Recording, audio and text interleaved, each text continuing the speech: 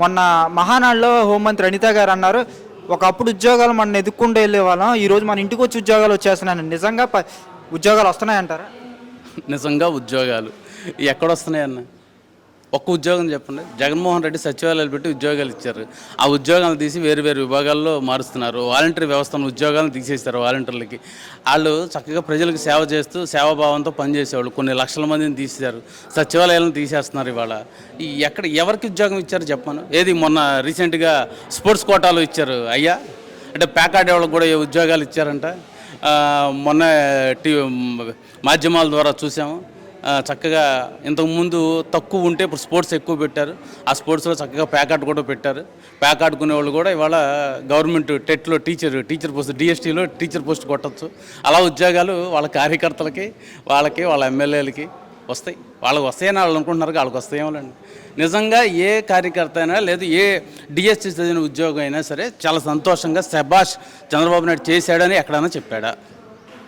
ఆ డిఎస్సి చదువుకున్న వాళ్ళందరూ బాధపడుతుంది తప్ప మెగా డిఎస్సి అన్నారు ఎలక్షన్ ముందు. మెగా డిఎస్సి 2 ఏళ్ళలో ఎన్ని తీశారు? ఎంతమంది నిరుద్యోగులు ఇబ్బంది పడుతున్నారు? నారా లోకేష్ గారు విద్యాశాఖ మంత్రిగా ఉండి ఆయన మాట్లాడే మొన్న కూడా రీసెంట్గా నేను విద్యాశాఖలో మంత్రిగా బాధ్యతలు తీసుకున్న కాడ నుంచి గవర్నమెంట్ స్కూళ్ళు, గవర్నమెంట్ కాలేజీలు బాగా పనిచేస్తున్నాయి, టాప్ ర్యాంక్స్ వస్తున్నాయని నిజంగా జగన్మోహన్ రెడ్డి విద్యా వ్యవస్థను నాశనం చేస్తే నేను గాడిలో పెట్టానని చెప్పి మాట్లాడతాను. నిజంగా గాడిలో పెట్టాడు ఈయన? విద్యాశాఖ గురించి నారా లోకేష్ గారికి మాట్లాడటానికి నైతిక విలువలు అనేవి ఉన్నాయా?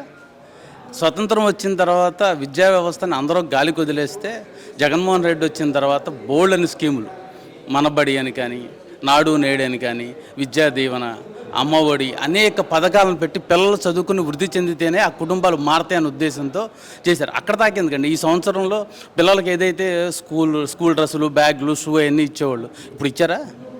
అంటే బాగు చేయటం, దాన్ని డెవలప్ చేయడం సంగతి తర్వాత మౌలిక వస్తువులు ఏదైతే పేద పిల్లలు చదువుకోవడానికి కావాల్సిన పుస్తకాలు, బ్యాగ్స్, డ్రెస్సు, షూ ఇచ్చేవాళ్ళు ఇప్పుడు ఇచ్చారా?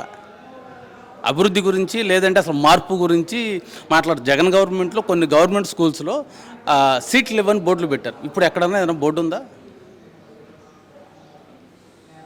లేదు కదా.